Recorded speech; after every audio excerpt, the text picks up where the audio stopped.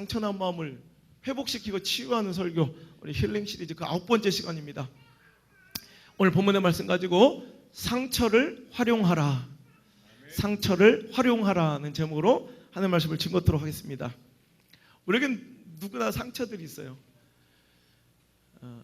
실은 급작스럽게 시작된 시리즈인데요, 제 시리즈 설교가 거의 대부분 그래요. 막 딱 완벽하게 아웃라인을 다 짜놓고 시작된 게 아니라 갑자기 그냥 급작스럽게 시작된 시리즈가 많아요. 이번에도 시작된 시리즈 설교가 벌써 9주간이나 이어지고 있는데, 참 기가 막히게 매주 막 눈물이 있고 막 이렇게 위로받는 사람들이 있다는 것은 그만큼 우리 삶에 상처가 많다는 뜻이겠죠.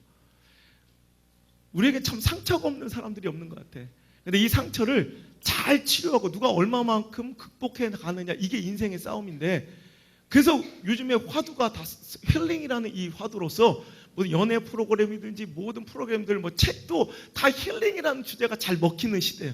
하지만 힐링이 무조건적으로 그 내 마음의 이 상처를 그냥 인간적, 육신적, 또 범신론적 막 이런 것으로 그냥 대충 치장하고 덮어버리는 것, 이게 진정한 힐링 치유가 아니라 하나님께 방식과 하나님의 원하심으로 진정 깨끗하게 맑게 정말 그 근본적으로 치료하는 이런 영적인 치료가 필요하겠다는 이런 마음에 제가 이제 힐링 시리즈를 준비하고 전하면서 저 또한 굉장히 많은 힐링 중에 이 상처의 치료 속에 있어요. 여러분도 그리 될 줄 믿습니다. 그런 유익과 또 영적 상처의 치료의 시간이 지금 되시고 있는 줄 믿습니다. 자, 오늘 이 여러 가지 상처에 대해서 얘기하고 있는데, 우리가 지금까지 상처는 여러분을 위로해드리고 그 상처를 잘 잊을 수 있는, 극복할 수 있는 방법들에 대해서 소극적으로 다뤘다면, 이제는 이 힐링 시리즈 이제 그 종반부로 치닫으면서 이 여러분의 상처를 이제 그저 덮고 멀리하는 것, 잊는 것, 이것으로 만족하지 않고 이것을 완전히 적극적으로 오히려 긍정적으로 나에게 더 유익하도록 사용하는 데 초점을 맞추고자 합니다. 그렇죠? 이 후진국에서는 쓰레기는 좋은 거 아니잖아요. 이제 이 쓰레기를 냄새나고 이 추한 것을 막 멀리 갖다 던지고 멀리 하는 것, 이것이 후진국의 모습이라면, 선진국은 이 쓰레기를 이용해서 오히려 가치 있게 만들고 오히려 자원으로 만들어가는 것, 이게 선진국의 이런 모습이라는 거예요. 그렇다면 우리 신앙적 선진, 신앙적 성숙도 이러해야 된다. 우리 상처를 자꾸 그냥 덮어버리고 자꾸 멀리하고 잊어버리는 것으로 여러분 이 상처의 힐링이 진정 이루어지면 안 되고, 이 상처를 적극적으로 수용하고 오히려 받아들임에 더 적극적으로 잘 사용하고 활용해서 우리에게 긍정적 영적인 성숙과 전진을 이루는 데 사용할 수 있기를 여러분 축원합니다. 오늘 사도 바울 같은 경우가 그래요. 지금 사도 바울은요, 복음을 전하다가 주님의 일을 열심히 하다가 옥에 갇혔어요. 즉 로마 감옥에 갇혀 있는 상태에서 빌립보 교인들에게 편지를 쓴 거예요. 오늘 그 내용이 빌립보서인데, 오늘 생각, 아니 지금 억울하지 않겠습니까? 섭섭하지 않겠어요? 아니 사도 바울이 나쁜 짓을 한 것도 아니잖아요. 여러분 감옥에 가 있는 사람들은 다 억울하다고 그래요. 진짜 죄인들인데도 감옥에 가보면 자기가 마땅히 죄져서 들어왔던 놈들이 한 명도 없어요. 진짜 죄 짓고 들어갔는데도 그렇게 억울하다고 막 그 세상을 욕하고 판사를 욕하고 막 이러고 있는 처지인데, 사도 바울은 진짜 억울한 거예요. 정말 이 사람이 범죄를 해서 들어온 게 아니라 복음 전하다가 하나님의 일을 하다가 열심히 주님께서 맡기신 비전을 성취해 나가다가 결국에는 그 결론이 감옥에 갇혀요. 감옥에. 섭섭하지 않았을까요? 우리도 신앙생활하다 여러분 상처 있다고 뭐 사역하다 보면 뭐 아픈 사람도 많고 뭐 상처 입었다는 사람도 많지만, 하나님의 일하다 옥에 갇혀본 사람 한번 손 들어봐요. 아니 구치소라도 갇혀봤다. 이 정도도 안 되죠. 우린 이 정도도 못했는데 사도 바울은 지금 하나님 일 하다가 감옥에 갇힌 거야. 섭섭하지 않았겠습니까? 억울하지 않았겠습니까? 그런데 사도 바울의 이 고백을 보여, 이런 섭섭함과 억울함이 공존해 있을 이 감옥에서 그가 쓴 글이에요. 그는 이 가운데 자기 섭섭함과 나의 억울함을 전하려고 애쓰지 않냐고. 오늘 그가 하는 말을 들어보면, 형제들아 내가 당한 일이 도리어 복음 전파에 어떻게 됐대요? 진전이 된 줄 너희가 알기를 원하노라 그래요. 야, 오히려 사도 바울은 내가 얼마나 억울한지 너희가 알았으면 좋겠다. 이게 목회 참, 제가 이 말씀 준비하면서 실은 제가 굉장히 도전을 많이 받고 나도 사도 바울보다 더 훌륭한 목회자가 되고 싶다는 막 도전 의식이 생겼어. 야, 우리 같으면 나도 좀 한다고 했던 목사인데 나 같으면 아이씨 내가 얼마나 억울한데 내가 막 그런 얘기하시면 돼. 그래도 전 굉장히 잘 참는 편인데 전 적극적으로 오히려 이렇게 하진 못해서 그냥 참고 덮어주긴 했어도 사도 바울처럼 오히려 그는 알길 원하는 거예요. 뭘 알기? 오히려 내가 당한 이 모든 이 억울하고 아픈 일들을 통하여 복음 전파에는 오히려 진전이 있었다는 거예요. 이걸 너희들이 알았으면 좋겠다. 꼭 우리의 상처와 억울한 일들이 꼭 손해로 이어지는 것이 아니라 어떤 때는 이 복음 전파의 이 전진을 이루기 위해서 우리가 상처와 억울함을 당할 수도 있다는 것을 너희가 꼭 알아라. 그러면서 그 얘기를 13절에 내가 이렇게 매임을 통해 그러니까 그가 묶이고 매임을 통해서 오히려 시위대 즉 황실 경비대 왕궁의 이런 친위대 이런 이 자기를 지키는 이 옥살이를 감시하는 이런 병사들이 있을 거 아니에요. 그들에게 복음 전파의 기회가 되었고 그들 외에도 수많은 사람들에게 복음을 전할 수가 있었고 또 14절에 보니까 자기의 이 희생을 통해서 지금 수많은 그리스도인들이 겁없이 일어나 담대하게 복음을 전하는 그런 귀한 계기가 되었다는 거예요. 우리도 전쟁에 나가보면 겁약하고 막 무서워서 덜덜 떨다가도 내 옆에 있는 전우가 총 맞아 딱 죽잖아요. 그걸 눈이 돌아버린대요. 죄송합니다. 공익이 이런 얘기해서 미안한데 하지만 읽은 책은 있을 거 아니에요. 저도 그런다는 거예요. 그러니까 진짜로 이게 사도 바울의 이 헌신적 희생 중에 그가 감옥에 갇히자 오히려 불같이 일어나서 그의 고통과 아픔을 이해한 자들이 일어나서 내가 그 대신 그 길을 하겠다 막 겁없이 담대하게 복음을 전하는 자들이 수없이 일어나게 되었다. 오히려 이러니 나의 이 억울한 당한 모든 일들이 복음 전파에는 진전이 되지 않았느냐. 너 이것을 꼭 알아라 라고 이야기하고 있다는 거예요. 이 사도 바울은 자기에게 일어난 영적인 상처들 사역하면서 얻게 된 수많은 아픔들을 통하여 오히려 하나님의 일에 하나님의 뜻을 더 잘 전하는 더 잘 긍정적으로 잘 드러내는 이런 귀한 도구로서 활용하고 적극적으로 이용하고 있다는 거죠. 우리에게도 상처가 있습니다. 그냥 덮어버리고 잊혀지는데 주안점 두지 말고요. 이 상처를 적극적으로 잘 활용해서 주의 일에 더 크게 긍정적으로 사용되길 주의는 축원합니다. 그러라고 주신 거예요. 여러분 AD 313년에 그러니까 지금 2013년도잖아요. 그러니까 313년에 로마의 국교로 기독교가 공인되었습니다.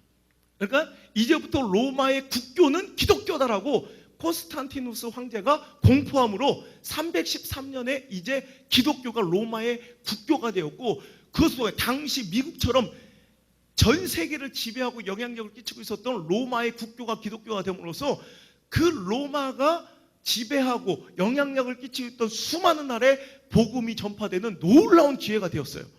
그런데 여러분 보세요. 우리나라는 국교가 뭐예요? 뭐예요? 우리나라 국교가 뭐예요? 태국은 국교가 뭐예요? 불교. 네. 우리는 국교가 뭐예요? 우리는 없죠. 왜? 그나마 이제 이미지상으로는 불교적 그런 게 많아. 하지만 감히 어떤 걸로 하나 딱 특정 지을 수 없는 국교를 왜? 퍼센티지가 애매하거든. 불교도 한 30여 프로 되고 기독교도 20에 25%나 되니까 뭐 하나를 국교로 하면 그 반대쪽에서 엄청나게 막 힘들어했죠. 그런데 우리는 기독교 인구가 25%밖에 안 돼서 국교가 못 돼서 그런데 로마는 기독교가 국교가 되었으니 한 8, 90%는 기독교인이었겠죠. 그죠? 그렇게 생각되지. 그런데 실제로 313년에 기독교가 국교로 로마의 국교로 공인될 때 당시 기독교 인구는 3% 미만이었어요. 우리는 30%가 다 되는데도 기독교가 국교가 못 되는데 3% 미만인데 어떻게 국교가 될 수 있을까요? 그러니까 100명 중에 3명이 믿는 걸 국교로 할 수 있어요, 없어요? 안 되지. 그런데 됐다는 거예요. 그것도 허접한 원시마을이 아니라 당시 최고 강대국 제국 로마 제국의 국교가 기독교로 성인되었을 수 있는 이유는 그 3%의 기독교인들이 다 황실과 귀족계층이었다는 거예요. 지배계층이었다는 거죠. 그런데 역사학자들과 신학자들은 그 이유를 그 근본적 이유, 이 시작을 이 사도 바울의 매임과 잡힘에서 봅니다. 사도 바울이 복음 전파하다가 잡혀가지고 압송되어 로마로 오면서 황제 앞에서 그리고 수많은 귀족들 앞에서 자기 변론을 하게 되는데, 자기 변론, 변호가 곧 복음 전파요.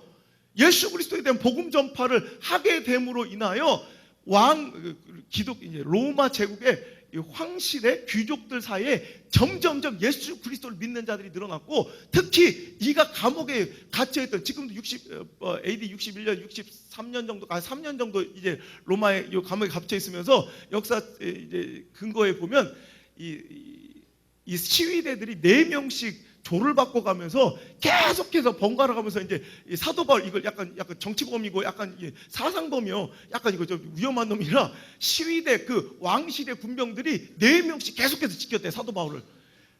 이거 굉장히 좋은 거예요. 사도 바울은 어디 찾아갈 필요가 없어. 바뀐 놈들한테 계속 하나님 우리를 사랑하십니다. 근데 우리는 죄인입니다. 근데 그럼 이 새끼들 듣고 싶어도 그 자리 떠날 수 없어요. 못 떠난 걔는 꼼짝없이 그 시간 동안 계속 들어야 되는 그거를. 그냥 뒤에서는 계속 우리는 죄인인데 예수 그리스도의 보혈의 피로 말미암아 우리는 거듭. 처음에는 막 그래. 근데 떠날 수 없으니까 계속 여러분 예배도 계속 나오다 보면 그게 이제 들어가잖아. 그래서 얘들은 때만 되면 와서 4명씩 바꿔가면서 계속 설교도 나처럼 매주 준비할 것도 없어. 똑같은 놈 계속 해도 돼. 왜? 사람이 와서 바뀌니까. 계속 전하면은 막 그냥 감옥에 갇혀서 사도 바울은 누워서 계속 복음을 전하고 시대에 서가지고 계속 듣다 보니까 복음이 안에 들어간 거예요. 그래서 귀족계층, 당시의 귀족계층, 황실, 이 황제, 이런 친족들이 예수님을 다 믿었다는 거야. 그러니까 3%밖에 안 되는 로마 제국이 기독교를 국교로 승인할 수가 있었다는 거죠. 이 엄청난 일을 사도 바울, 역설적이게도 로마 제국의 복음의 문, 복음의 전함의 통로가 열린 계기는 사도 바울의 잡힘이었다는 거예요. 사도 바울은 매이자 복음은 열리고, 사도 바울이 갇히자 복음은 확산됐다는 거예요. 할렐루야. 그러니까 오늘 우리의 상처는 다 이런 이유들이 있다는 거예요. 오늘 우리의 일상의 삶의 상처들이 있을 거예요. 그 상처를 잘 활용해서 아름다운 삶으로 빚어갈 도구로 사용하시길 바랍니다. 우리에게도 상처와 고난들이 있을 겁니다. 이걸 그냥 덮어버리고 자꾸 멀리하려고만 하지 말고 이걸 적극적으로 활용해서 여러분의 삶의 긍정적 아름다움으로 사용하시길 주로 축원합니다. 자, 첫 번째로 하나님께 주신 교훈입니다. 하나님의 뜻을 발견하는 도구로 활용하라. 이 상처가 있습니까? 여러분의 상처가 있습니까? 이 상처를 통해서 하나님의 뜻을 발견하는 도구로 활용하시길 바랍니다. 시편 119편 71절에 보면 고난당하는 것이 내게 유익이라. 이로 말미암아 내가 주의 율례들을 배우게 되었나이다. 뭐죠? 다시 한번 읽어보겠습니다. 시작. 고난당하는 것이 내게 유익이라. 이로 말미암아 내가 주의 고난과 상처의 시간이 즐거운 사람이 어디 있어요? 고난은 나한테 아픈 거고 상처는 나에게 손해보는 거예요. 하지만 이것이 단기적인 관점에서 나에게 손해고 희생이지, 장기적인 관점으로 봤을 때는 나에게 오히려 유익될 때가 많았다고 시편의 저자는 고백하고 있는 거예요. 오히려 이 고난 때문에 난 뭘 알게 되었다? 하나님의 율례를, 하나님의 말씀을, 하나님의 뜻을 발견하게 되었다라는 거예요. 여러분 그렇습니다. 우리가요 언제 하나님의 뜻에 민감해집니까? 언제 내가 하나님께 간절해집니까? 언제 내가 하나님께 막 구하게 됩니까? 언제 내가 하나님께 절박합니까? 영적으로 배가 부르면 절대로 하나님의 음성이 들리지 않습니다. 하나님께 구하지 않습니다. 하나님의 뜻을 알려고 몸부림치지 않습니다. 이게 인간의 본능이라는 거예요. 자, 바로 전절에 70절에 보니까 뭐라고 있냐면 그들의 마음은 살쪄서 기름덩이 같으나 나는 주의 법을 즐거워하나이다. 그러면서 다시 고백하기를 고난당한 것이 내게 유익이라. 이로 말미암아 내가 주의 율례를 배웠나이다. 무슨 얘기예요? 저들은 마음이 살쪘대. 그래서 기름덩어리 같대. 그러니까 마음이 살쪄서 기름덩어리 같으니까 주의 율례를 기뻐하고 즐거워하지 않아. 하나님의 말씀과 하나님의 뜻을 기뻐하지 않아. 하지만 나는 오늘 배고프니까 이 고난과 아픔을 통해서, 이 상처를 통해서 하나님의 뜻에 더 간절해지고 하나님의 뜻이 더 즐거워지고 하나님의 마음을 더 알고 싶어지고 하나님의 뜻이 분명히 확실하게 나에게 보여지더라 이거예요. 여러분, 여러분의 상처가 있습니까? 그 상처로 인하여 그 고난으로 더 간절하게 매달리시고 하나님의 뜻을 발견하는 데 사용하실 주 여러분 축원합니다. 우리에게 상처와 막 고민과 고난들을 자꾸 주세요. 여기서는 몸부림치지 않으면 다시 일어날 수가 없는 그런 상황을 자꾸 주셔서 오늘도 몸부림치면서 하나님의 뜻이 무엇인가를 자꾸 발견하게 만드세요. 이게 하나님의 축복이라는 거예요. 우리에게 고난이 없었으면, 우리에게 상처가 없었으면 우리 과연 하나님의 뜻을 만났을까요? 하나님의 뜻에 귀 기울였을까요? 우리 영이 배불러버리고 우리 영의 살이 쪄버리면 여러분들은 느끼지 못해도 이미 여러분의 말씀 듣는 태도가 달라져요. 그래서 하나님은 의에 줄이고 목말라라, 심령이 가난한 자가 되어라 라고 말씀하시는 거예요. 그게 축복이에요. 그런 자가 복이 있다는 거예요. 오히려 심령이 가난하고 의에 줄이고 목마른 자가 돼야지, 영적으로 배불러서 이 마음에 영의 기름기가 쪄버리면 끝이라는 거예요. 하나님 말씀이 아무리 귀하게 전달돼도 듣지 않는다는 거예요. 귀 기울이지 않는 사람이 된다는 거예요. 그걸 쓰레기처럼 여기는 자가 된다는 거예요. 여러분, 배부르지 않길 바랍니다. 영의 목마름이 있길 바랍니다.